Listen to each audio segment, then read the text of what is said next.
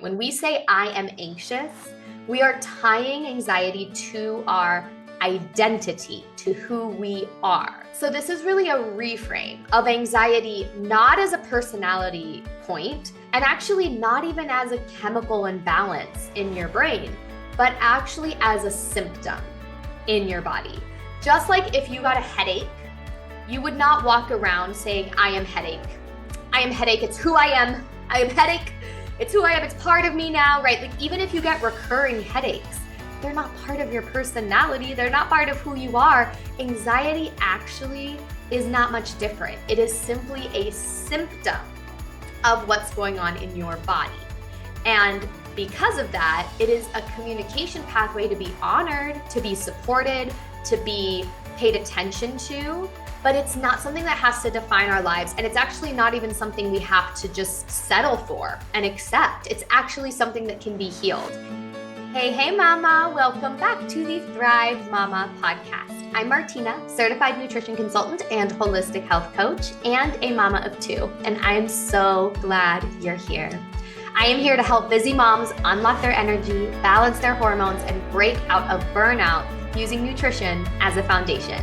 So on this podcast, we will dive into actionable strategies on nutrition, nervous system healing, and aligning with your cycles with a healthy dose of relatable motherhood thrown in, all designed to help you move past surviving to actually thrive in motherhood.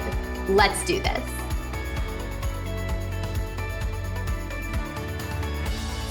I want to start today by telling you a little bit about my own anxiety story, because if you know me today, if we meet today, it would probably be hard for you to believe that I used to really struggle with anxiety. I am incredibly relaxed. I go with the flow. I'm quite present. I have my moments, as does everybody else, of overwhelm or of contraction. It comes up and then it moves on quickly. There is no consistent threat in my body of tight, anxious energy. Okay. I'm an incredibly grounded human, and those around me can feel that.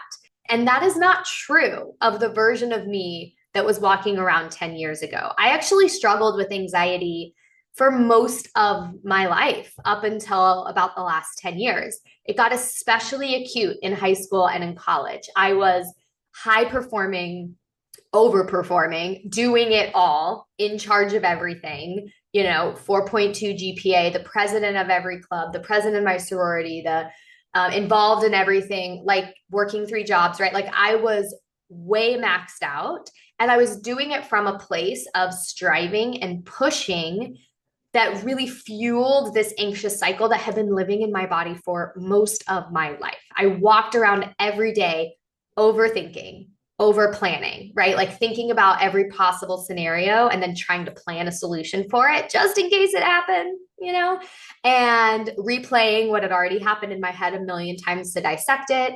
constantly spiraling out in my head, really struggling to be present, to sit still, to rest. I called myself an anxious person. I am anxious, right? How many times do we say that? I am anxious. And I know that some of you are feeling this way. And for some of us, motherhood really amplifies this experience.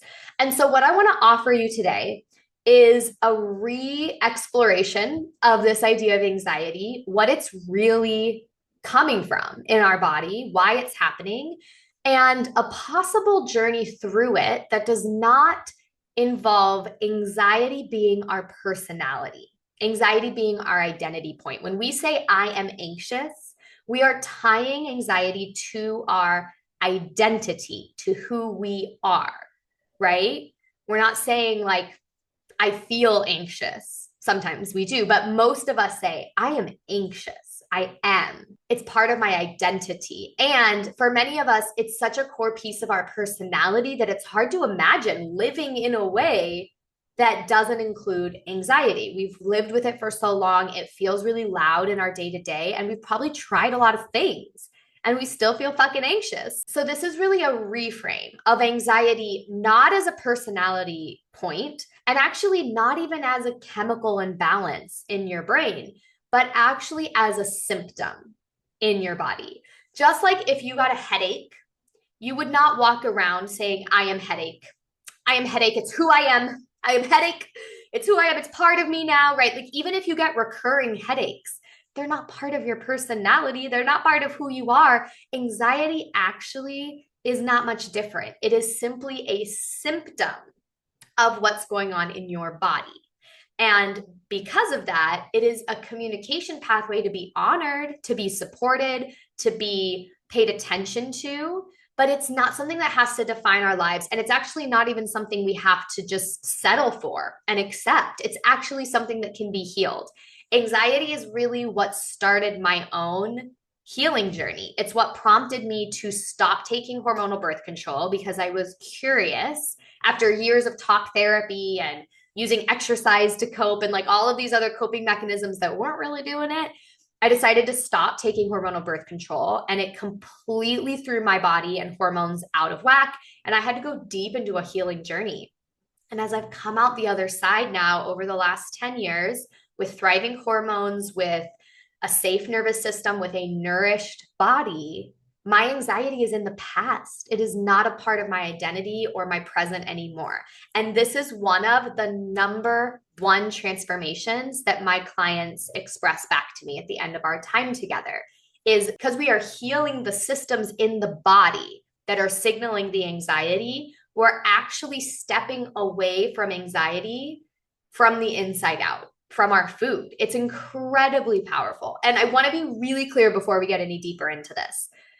None of this perspective is dismissing anxiety or diminishing your lived experience with it, because I know that so many of us walk through every day with that tightness in our chest, with the mental spirals and overthinking, with the inability to be present, to be still, to rest, to feel secure in the moment.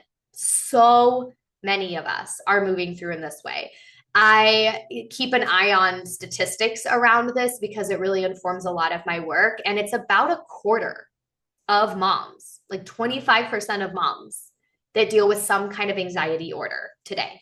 Not that have in the past, like today, within the last year, are dealing with an anxiety disorder. And just for comparison, about 14% of men report the same. That's a huge statistical difference between men and women. So women are holding a lot more anxiety patterns than men, and we're going to talk about why. And moms are holding even more anxiety patterns than women who are not moms, which I don't need to explain why, you know, you know exactly why that is. Everything that we're holding and the expectations on us with lack of support, like it's all the things, right? And the impact on our bodies, on our hormones, from going through pregnancy, birth, postpartum, and then living from a place of depletion, of not taking care of ourselves the way we wish we could because we're busy taking care of everyone else, that is fueling the anxiety spiral. And this conversation about food is not meant as a replacement for other mental health supports. Okay, I really view food as one tool in your anxiety toolbox, along with aligned mental health support, medications, if that's relevant to you. Like, all the tools get to work together. So this is not a conversation to replace what you're doing. This is a reframe, a new perspective that anxiety is not your identity. Where is anxiety coming from, and what can we actually do about it in our bodies? Because honestly, what we call anxiety is often an imbalance in our gut, or an imbalance in our food, or an imbalance in our hormones, or all three. And all three of those things are actually fixable. Okay, so what we think is anxiety, the tightness, the overthinking, the spiraling, the worry, the control, the gripping, is a physical response to your gut, your food, or your hormones, which actually are all connected. We're going to get into it. And there is a way out. And I think this is actually going to be a two-parter. So today we're going to explore where anxiety comes from in the body, like what we label as anxiety, what actually is happening, what is it a symptom of, where it comes from, and really understanding those processes. And the next episode, we will explore what to do about it. Tangible daily strategies, nutrition supports, herbs, lifestyle things that shift all of the root causes we're talking about today so that you can start to experience more peace, more flow, more presence, more calm in your body and in your life. So let's start with the gut. The gut is the root of almost all of this. The gut is actually called the second brain by many practitioners. Many holistic practitioners refer to the gut as the second brain. And they do that because the gut actually houses its own nervous system. The gut holds the most nervous system activity, neurotransmitters and neurotransmitter receptors, than any other place in the body other than the brain. Okay, so the brain is one nervous system hub, and the gut is the other. The enteric nervous system, which lives in the gut, regulates so much of our mental and emotional state. And so, of course, what's happening in the gut is impacting our moods and our mental state in a huge, direct way. Many of us working through anxiety at some point look into SSRIs, which are serotonin uptake inhibitors, right? And so serotonin is one of the main neurotransmitters that we associate with being depleted in depression and having a huge impact on anxiety. And serotonin is one of the main feel-good chemicals of the body, along with dopamine. So these SSRIs, which are often used for both depression and anxiety, are actually helping the brain use serotonin better and keeps the serotonin we have circulating longer. Serotonin is produced in the gut. 90% of the body's serotonin comes from the gut, not from the brain. When we have imbalances in the gut that are impacting our serotonin production and our serotonin use, the uptake sites, it is going to translate into feelings of anxiety. So SSRIs can be really effective, especially as a bridge to help us use the serotonin that's circulating. But you know what else is effective? Healing the gut so we can make and use serotonin more effectively from the body the way we're meant to. And when it comes to dopamine, which is our other main feel-good neurotransmitter, about 50% of our dopamine comes from the gut. So when the gut is not working the way it's meant to, when there's imbalances in the bacteria, or we have leaky gut in the lining, or whatever is going on that is causing gut imbalances, that trickles out into the nervous system that is housed there and ripples into brain function in general.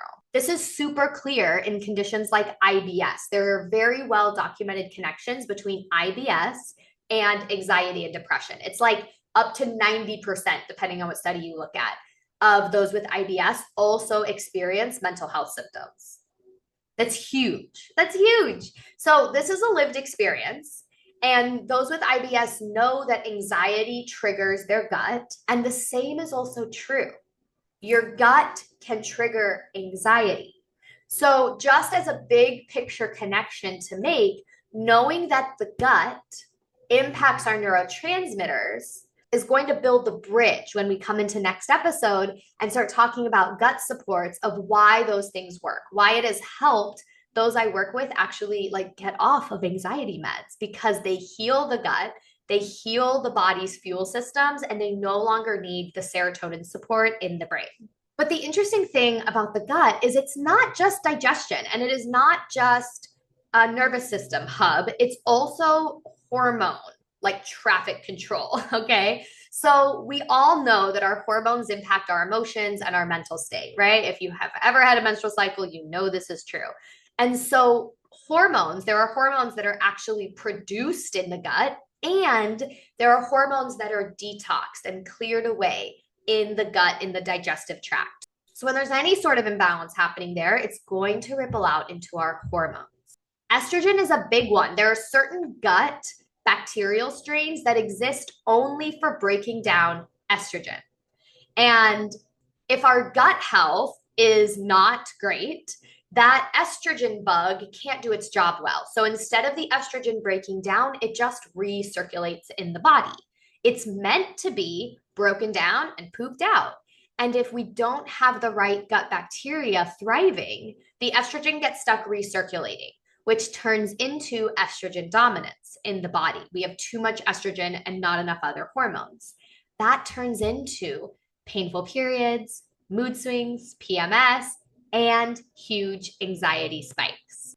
Cortisol is another really big one. The gut microbiome is really important for sending signals to your adrenal glands and to the parts of your brain that talk to your adrenal glands. And that is all really connected to your cortisol. So any kind of imbalance in your gut is also causing your cortisol production to stay high. We have overactive, overexcited cortisol. Cortisol is going to make us feel restless, anxious, like we can't sit still. Our thoughts are racing. We're like on alert. We're probably a little bit irritable and like touchy, right? Like that is all overactive cortisol. So we have the gut, right? We have the gut bacteria, we have the gut balance and function that are impacting not only the nervous system that exists in the gut, but also our hormones that are produced and then detoxed in the gut.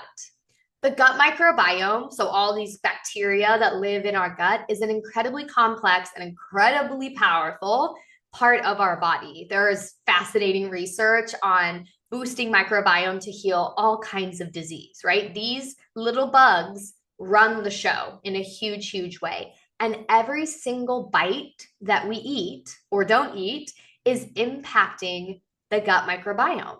The gut microbiome is a constant reflection of our environment, of our thoughts, of our food. It is like constantly forming and morphing and growing depending on what's happening around and inside of us. So the food that we eat gets to fuel either the good bugs or the bad bugs. The nervous system state that we live in gets to either fuel the good bugs or the bad bugs. Like it's all connected. And the more diverse good bacteria that we have in the gut, the more balanced the serotonin and dopamine neurotransmitters are that are produced there, the more balanced our estrogen and cortisol levels are. And even just that alone, if we do nothing else except that, your anxiety patterns will completely transform. But there is another layer to this that's outside of just gut function, where food has a direct impact on anxiety. One way that we see this happen is with our blood sugar. What you may be calling anxiety could actually be at its root a blood sugar response. Blood sugar spikes and swings are also signaling stress hormones to be released and causes feelings of tension, racing thoughts, chest tightness in the body. In fact, like a big blood sugar swing with cortisol and adrenaline pumping as a result of the blood sugar swing, like literally feels the same as an anxiety attack to a lot of us. So that like difficulty breathing or focusing, the chest tightness, like could be a result of the way your blood sugar is metabolizing your food. There are also key nutrients, vitamins and minerals that play a direct role in how our muscles and our organs and our nervous system works. So if we are low in magnesium, for example, which like a lot of us freaking are low in magnesium, we are going to feel difficulty sleeping. We're going to have more cortisol circulating. We're going to have more tension and tightness and holding in our body. Low magnesium is strongly linked to higher rates of anxiety and just reactivity in our nervous system. And you know what drains magnesium? Pregnancy, postpartum, breastfeeding, caffeine intake, stress cycles, all deplete magnesium stores. So it's no wonder that moms' rates of anxiety are higher than others because our bodies go through this portal of pregnancy and birth. We're breastfeeding. We're probably not replenishing the way we need to. We're living on caffeine. Our stress cycles are constant. And then we end up with low magnesium. Our anxiety is worse than ever. And we feel like motherhood is so hard and overwhelming, which I'm not saying it's not, but these feelings of like, I can't cope, I'm in survival mode, every day is too much. How much of that is simply coming from we're missing magnesium?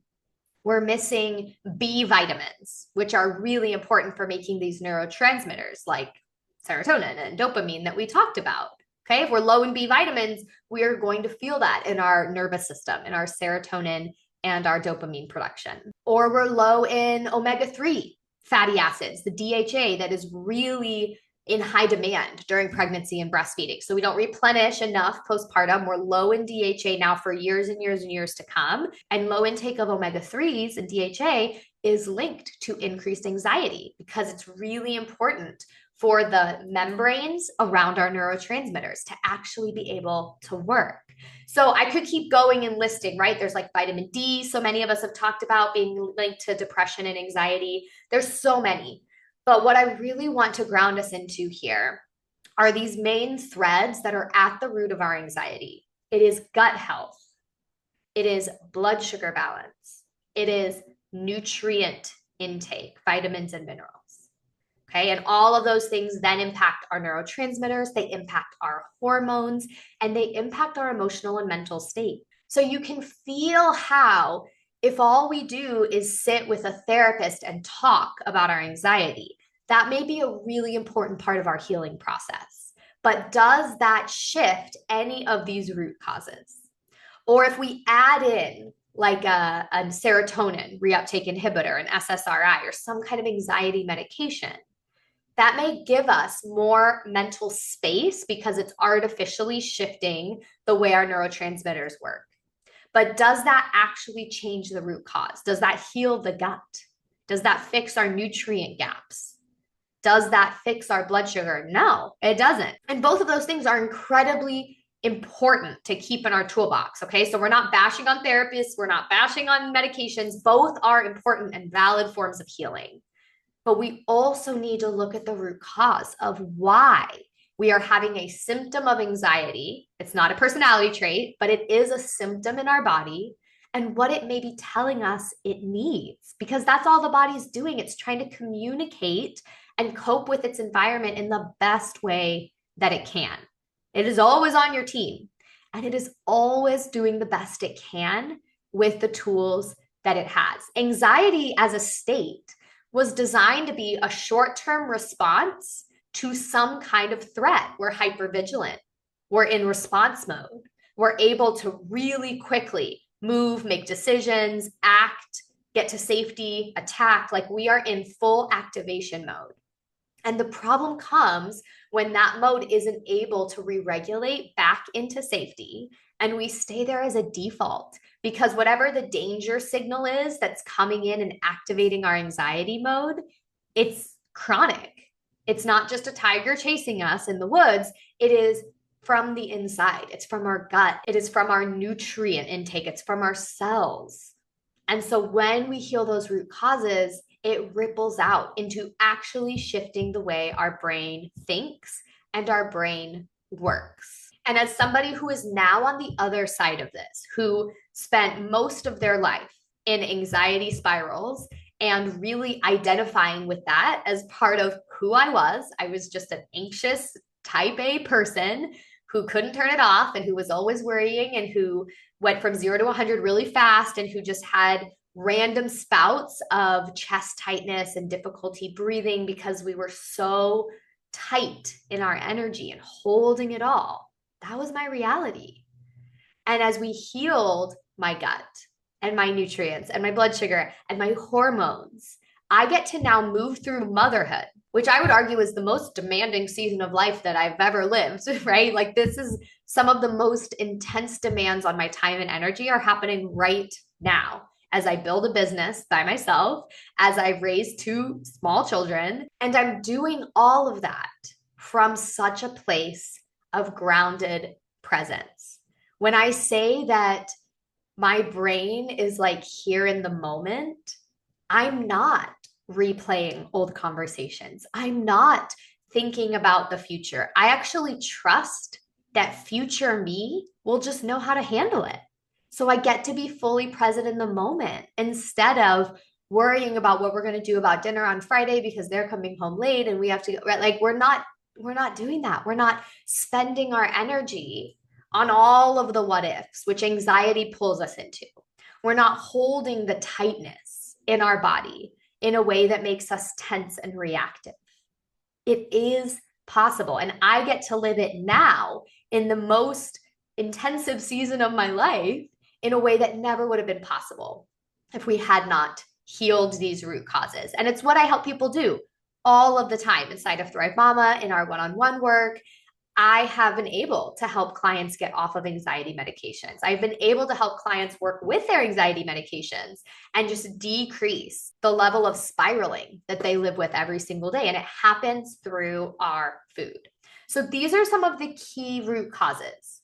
And in our next episode, we're going to explore some really tangible things to do about them. Okay, so we're not just leaving it here. We're actually going to go through step by step. I'm going to give you specific steps to work with your gut health and start really rebalancing our gut microbiome to thrive for mental wellness.